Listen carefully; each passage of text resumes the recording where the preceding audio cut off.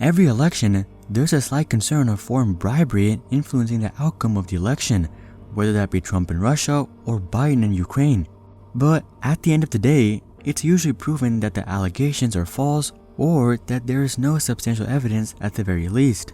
However, the upcoming 2020 election is almost entirely based on bribery, and it's not some sort of illegal collusion with a foreign giant, but rather a legal internal bribery of citizens using stimulus.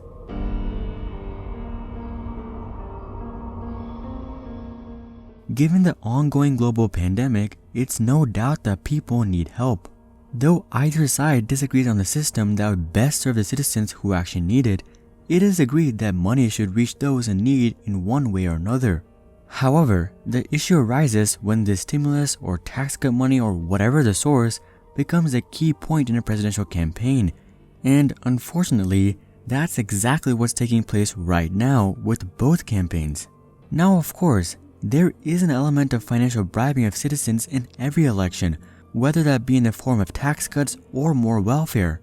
But this time, it's different as the financial incentives are not only exponentially larger, but also direct.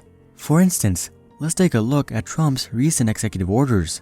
His first order extends unemployment benefits at a lower rate of $400 per week. Of course, there are concerns about how he will actually fund these checks every week, but assuming he's able to pull it off, though these checks are for a noble cause, there is an aspect of bribing. After all, this does directly give $400 a week to over 30 million people. As for Trump's extended student relief program, well, it's pretty clear that Trump isn't the most popular within younger crowds.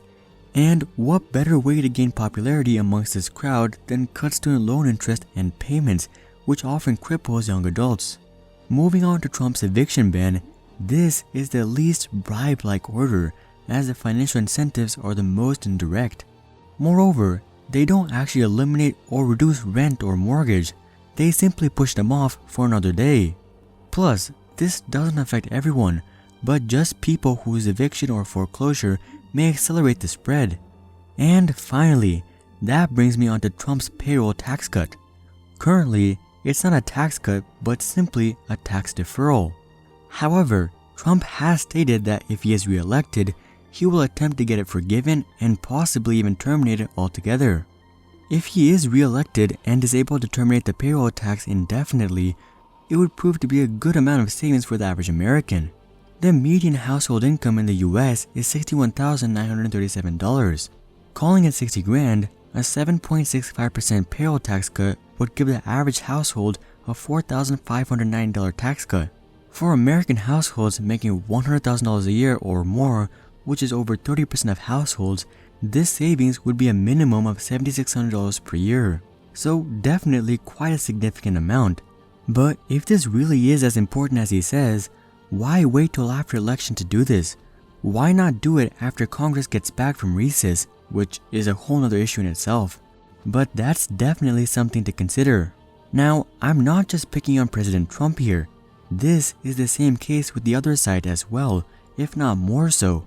Joe Biden is looking to spend $700 billion to help the economy recover. His plan includes spending $400 billion over 4 years buying up various US-based goods and services, which would hopefully reinvigorate hiring and reduce unemployment. Aside from this, he also wants to spend $300 billion on technological research and development. As for his stimulus-focused economic plans, his official campaign page literally states that there will be no limit to spending, stating, quote, "Biden believes we must spend whatever it takes." Though that does sound super patriotic, handing out a bunch of money isn't necessarily the most effective nor smartest move. Biden's stimulus plan will cover 100% of an individual's weekly salary up to $1,400 per week, which is the same as $5,600 a month or $72,800 a year. So if you're married and were making good money before, you can make up to $145,600 per year just from these weekly checks. Now, of course, this plan is more of a temporary fix and only meant to last a couple of weeks or a couple of months for the average recipient. But let's not forget about his running mate. Ms. Harris wants to give out $2,000 per month to individuals earning under $100,000 per year.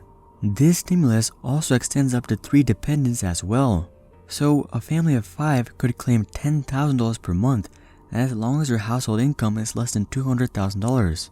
And these checks are usually based on one's adjusted gross income.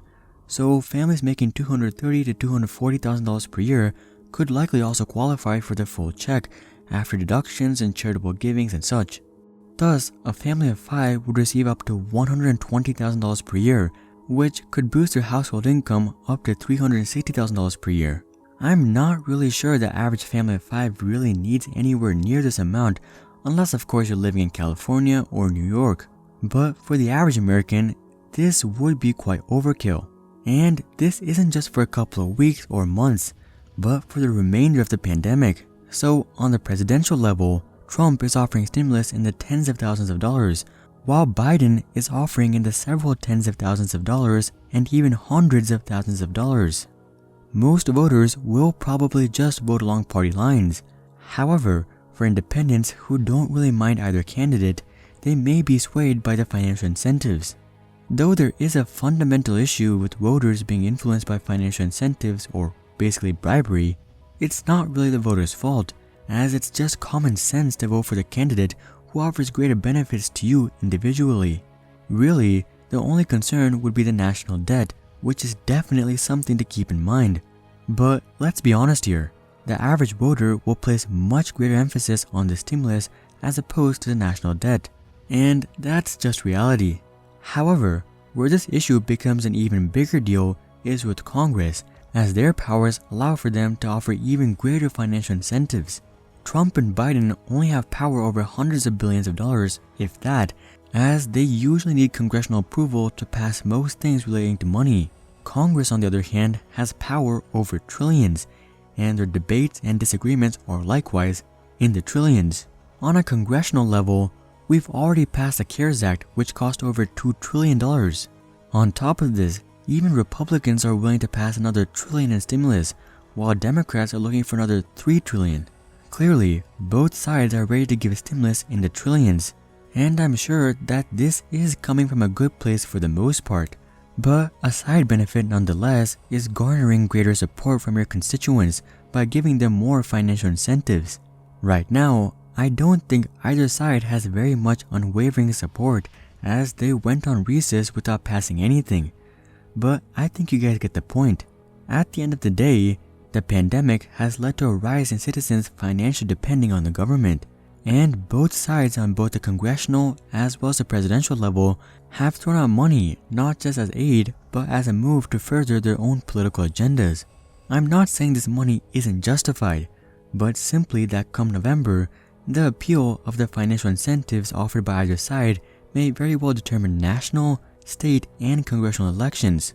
And whether it's justified or not, and whether it's right or wrong, the circumstances have led to an unprecedented election that will largely be influenced by how much the candidates have previously given out and how much they will give out moving forward.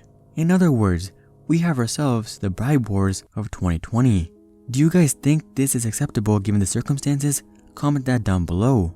Also, if you guys like this analysis, then make sure to drop a like and consider subscribing to see more questions logically answered. But until then, I'm Hari, and I'll see you guys on the next one.